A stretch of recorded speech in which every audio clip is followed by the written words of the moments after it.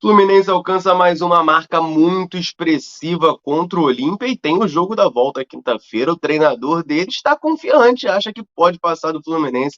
Vamos trazer aqui as declarações de Tique Arce sobre a partida dessa quinta partida decisiva, valendo vaga na semifinal. Além disso, o Fluminense tendo dois problemas com a Comebol, um com um atleta e outro com o gramado do Maracanã. A gente vai comentar tudo isso nesse vídeo. Então, desde já, eu agradeço a sua audiência e te convido a assistir esse vídeo aqui até o final. Seja muito bem-vindo aqui à Central, o melhor lugar para você ficar bem informado sobre o Flu e trocar ideias sobre a nossa paixão. Vamos começar com as informações nesse vídeo aqui, meus amigos, porque primeiro de tudo eu quero falar do zagueiro Manuel. Tem tempo que a gente não fala dele, o Manuel está afastado desde o dia 19 de junho, quando foi pego, né? Saiu o resultado do exame antidoping da partida contra o River Plate no Maracanã, dia 2 de maio, saiu esse resultado e ele testou positivo para uma substância chamada ostarina. Essa substância, ela é basicamente, tá? Eu não sou da área, mas explicando aqui, ela vai funcionar mais ou menos ali como um anabolizante, ela vai ajudar a criação de músculos, né? Vai facilitar isso. É provavelmente alguma coisa a ver com pré-treino, esse tipo de coisa. O Manuel foi pego por causa dessa substância, ele se declara inocente. E o que aconteceu? Ele tinha uma audiência preliminar que acabou sendo adiada porque a contraprova que ele solicitou, ou seja, ele disse que era inocente, pediu, né, uma contraprova do exame para mostrar que estava inocente. Essa contraprova não estava pronta a tempo. E aí a audiência foi adiada, depois teve questão dos advogados, o Fluminense ofereceu advogados do clube para o jogador, mas ele preferiu os profissionais dele mesmo, os advogados dele. Enfim, e aí teve mudança de advogado, mais um adiamento dessa audiência preliminar. Fato é, até agora o Manuel não foi julgado, a gente já está no dia 29 de agosto, ele não foi julgado.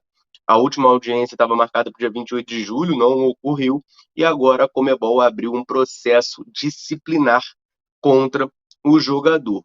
Então, o Manuel precisa, em até 21 dias, montar sua defesa para o julgamento, enfim, ocorrer e a gente ter uma definição do que vai acontecer com o atleta. Pouco tempo depois do Manuel, o Rodrigo Moledo do Inter também foi pego pela mesma substância e ainda não foi julgado também. A gente vai ter que aguardar aí para saber o que, que vai acontecer. Mas fato é, por conta de doping, o Manuel pode pegar um gancho forte, assim, papo de 2 anos sem jogar, o que para um atleta de 33 anos, que é o caso do nosso zagueiro, pode ser definitivo na carreira, né? Talvez nem jogar mais pelo Fluminense, talvez nem jogar mais em nível de Série A, porque pela idade, para voltar 2 anos depois, pode complicar. O Manuel está treinando de maneira particular, né? Não pode nem treinar com a equipe do Fluminense devido à suspensão, enquanto aguarda essa definição que está demorando para sair, né? A gente fica nessa ansiedade, até pelo atleta mesmo, né? O Manuel seria um jogador importante para o Fluminense, tem toda essa questão da idade mais avançada, ficar muito tempo parado pode ser muito ruim para ele, ele que já sofreu lesão no começo do ano. Era importante, né, ter essa definição logo para saber o que o Fluminense vai poder fazer nessa temporada, se vai conseguir usar o Manuel, ou até na próxima temporada mesmo.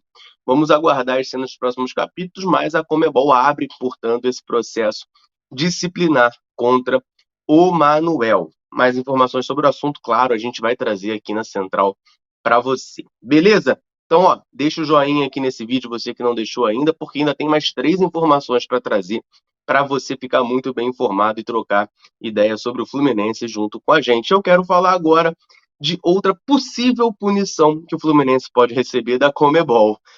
Meus amigos e minhas amigas, eu já esperava que essa denúncia fosse ocorrer e ela ocorreu. A gente falou muito ao longo da última semana sobre a situação do gramado do Maracanã. Teve toda aquela polêmica do jogo do Vasco, as imagens do Maracanã cheio de lama no gramado. Foi feito um trabalho ali dos administradores do estádio para recuperar o gramado para a partida contra o Olímpia. E, de fato, ele estava bem menos pior do que se esperava pelo que a gente ouvia de conversa. Mas, mesmo assim, o Fluminense foi denunciado pela Comebol pelo estado do gramado na partida e pode ser, sim, punido. A gente já tinha trazido informação de que o Flamengo também havia sido denunciado pela partida contra o próprio Olímpia nas oitavas, e tem a chance de ser multado. O Fluminense vive a mesma situação. O Fluminense está enquadrado em 2 artigos, tá? É o artigo 4.3.1.2 e o artigo 5.6.1 falando dessa questão do gramado. E o delegado da partida, chamado Aldo Remo, ele citou aqui 5 itens de problemas no gramado, tá?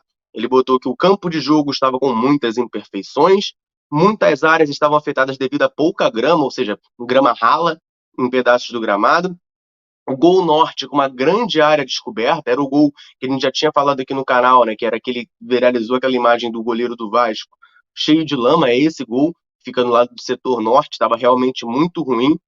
Eles botaram aqui desnível na marcação das linhas e solicitação para repintura e marcações erradas nas marcas de pênalti, escanteio e áreas. Isso aqui que eu acho esquisito, né? Marcação errada no pênalti, escanteio e área. Isso não afetaria o jogo. Enfim, bom, complicado isso na situação do Maracanã. A gente já imaginava que isso fosse acontecer. Maracanã fechado agora para reforma, para preservar o gramado. Fluminense, na próxima rodada contra o Fortaleza, jogará no Raulino de Oliveira. O Maracanã só reabre no dia 17 de setembro, quando tem a partida de ida da final da Copa do Brasil. O Flamengo recebe o São Paulo para decidir esse título. Aí sim o Maracanã reabre. Mas até lá vai ficar fechado para tentar recuperar a situação no gramado. Complicado, né, cara? São muitos jogos no ano, o Vasco quer jogar lá, e aí não tem licitação da dupla Fla-Flu, eles entram na justiça e acabam ganhando, e fica esse imbróglio, essa confusão toda, e acaba prejudicando Fluminense, Flamengo, Maracanã, enfim. Todo mundo sai perdendo nessa briga, então fica aqui, né, o meu apelo ao governador Cláudio Castro para botar para frente logo essa licitação e resolver esse assunto. Porque aí, tendo a licitação, quem quer que ganhe, seja a dupla Fla-Flu, seja a 777, vai poder organizar melhor ali o estádio, vai poder definir melhor as datas para ter um plano melhor de preservação desse gramado, porque é muito triste, né? Um estádio com a história e com o nome do Maracanã passar por esse tipo de situação, ficar um gramado tão ruim, né? É péssimo até para a imagem do estádio, beleza? Antes da gente partir para as duas últimas informações, eu quero fazer um convite para você que está aqui me assistindo. De segunda a quinta, a Central está ao vivo aqui no YouTube comentando as últimas notícias do Fluminense às 7h30 da noite. Então fica o convite para você. Hoje teremos live, por sinal, né? Hoje à noite, às 7h30, a gente vai estar ao vivo.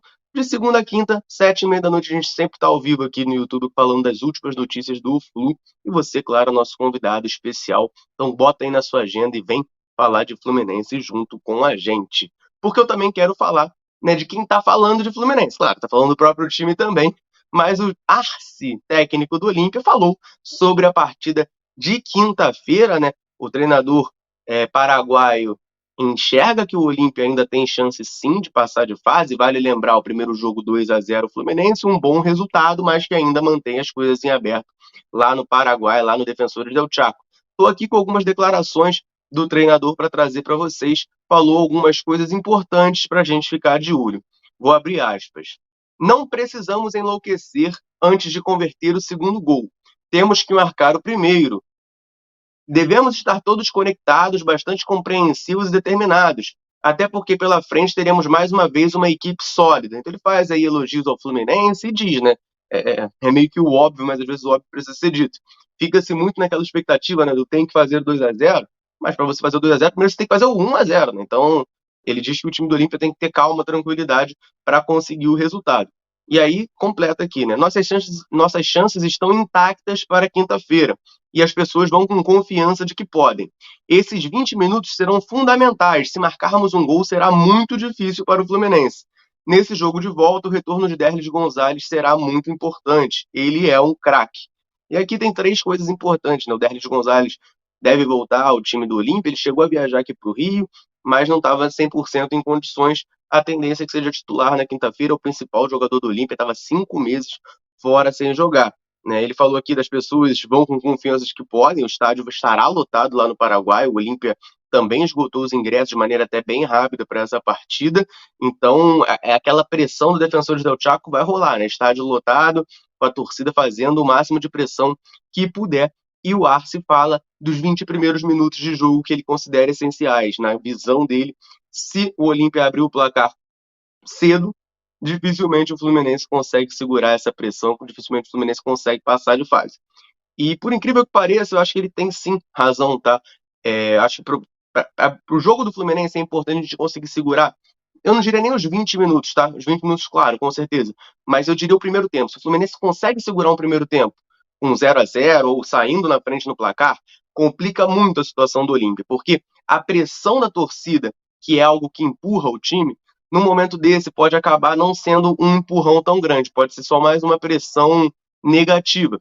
A torcida tá lá fazendo a festa, tentando empurrar o time, mas se a bola não tá entrando, os jogadores tendem a ficar mais nervosos, veem que o tempo tá passando, o relógio tá correndo, fala, pô, meu Deus, essa bola tem que entrar logo, fica ansioso. Isso pode acabar prejudicando o time do Olímpia. Então é importante o Fluminense conseguir segurar esse ímpeto inicial dos caras.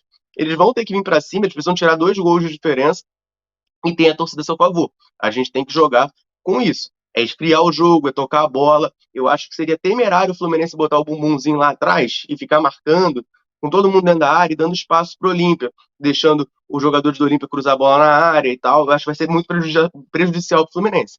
Tem que tentar ter a bola, ficar com ela, trocar passes, não cair na pilha dos caras, porque aí eles vão ficar nervosos. Se a bola não entrar, demorar a entrar, o time do Olímpia vai ficar nervoso. E isso aí é muito bom para o Fluminense. É a maneira que eu enxergo o caminho para o Flu nessa partida de quinta-feira para garantir essa vaga na semifinal da Libertadores. Eu não sei como é que vocês estão, mas eu estou ansioso pra caramba para essa partida. Então, claro, deixe aí seu comentário também se está confiante ou não sobre esse assunto. E antes da gente partir para a última notícia desse vídeo, que eu achei muito bacana, muito interessante, eu quero aproveitar para dar aquela moral para a galera que está sempre dando moral aqui para a Central. Peço sempre aqui nos vídeos para a galera deixar o comentário falando o nome e de onde nos assiste. A gente gosta muito de saber até onde, nesse mundo gigantesco, a Central está alcançando.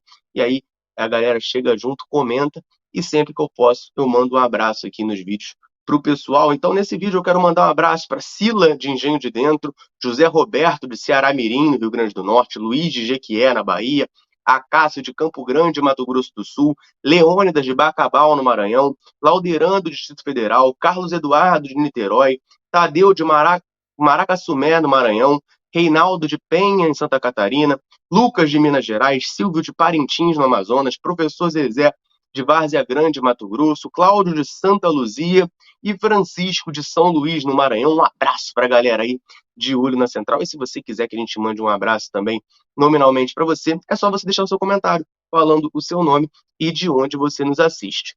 Combinado? A última informação desse vídeo é bastante maneira, bastante impactante, por quê? Gente, esse tipo de informação eu gosto muito quando ela sai, por quê?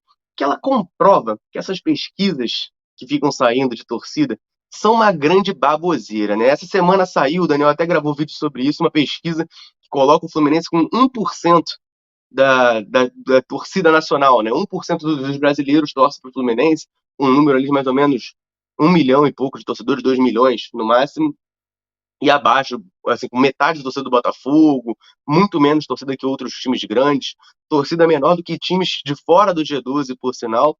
E aí a gente vai vendo, né, diversas outras informações que comprovam que isso aí não tem pé nem cabeça, né? A última agora fala sobre a partida entre Fluminense e Olímpia, que bateu recorde de audiência, né? Mais uma vez, batendo recorde de audiência, recorde de público, são vários recordes, né, que as partidas do Fluminense batem. Impressionante, né? O Fluminense, então, deve ser um time que atrai o Brasil todo para torcer contra, né? Só se for. É, enfim, a partida entre Fluminense e Olímpia foi a líder em audiência na TV fechada, na TV por assinatura, com 792% acima do segundo colocado na data do jogo. Assim, estrondoso, tá? Quase 800% mais de audiência que o segundo lugar. Foi a quinta maior audiência da ESPN no ano. A ESPN fez uma grande operação, fez uma grande transmissão, né? Botou uma equipe completa de repórteres no estádio, ficou cobrindo essa questão do gramado durante o dia inteiro, fez uma cobertura muito bacana.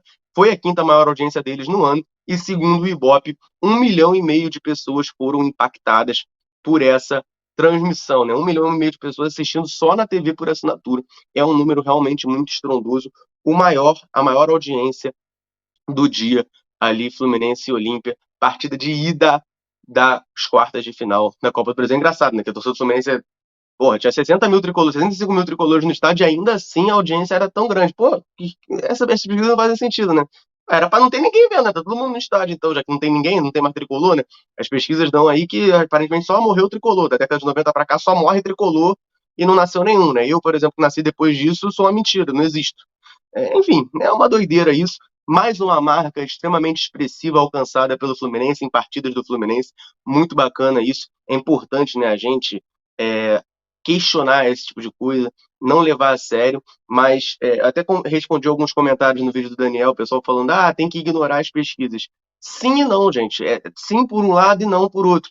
Porque o problema dessas pesquisas é que elas são argumento para valores de patrocínio, valores de cotas de TV. Então a gente tem que estar atento, a gente tem que saber que aquilo ali não é verídico, a gente tem que, enfim, fazer os questionamentos pertinentes, mas a gente não pode ignorar, não, porque isso aí é argumento para pagar menos para o Fluminense na cota de TV, para pagar menos para o Fluminense em patrocínio, entendeu? Então, assim, é complicado essa situação. O Fluminense tem que pensar alguma coisa institucional para fazer, para ter o seu levantamento próprio, enfim, porque essas pesquisas são bastante tendenciosas, a gente sabe disso. E, enfim, vou nem me alongar muito sobre esse assunto, porque não era o foco do vídeo, mas mais uma vez o Fluminense atingindo uma marca sensacional aí, agora na partida contra o Olímpia, quase 800% de audiência acima do segundo colocado na TV fechada, na TV por assinatura. Beleza, galera? Essas eram as informações. Eu quero, claro, o seu comentário aqui para a gente trocar aquela ideia sobre o Flusão. 4 notícias aqui para você ficar muito bem informado. Combinado? Eu vou ficando por aqui. Um abraço, saudações tricolores. Tamo junto!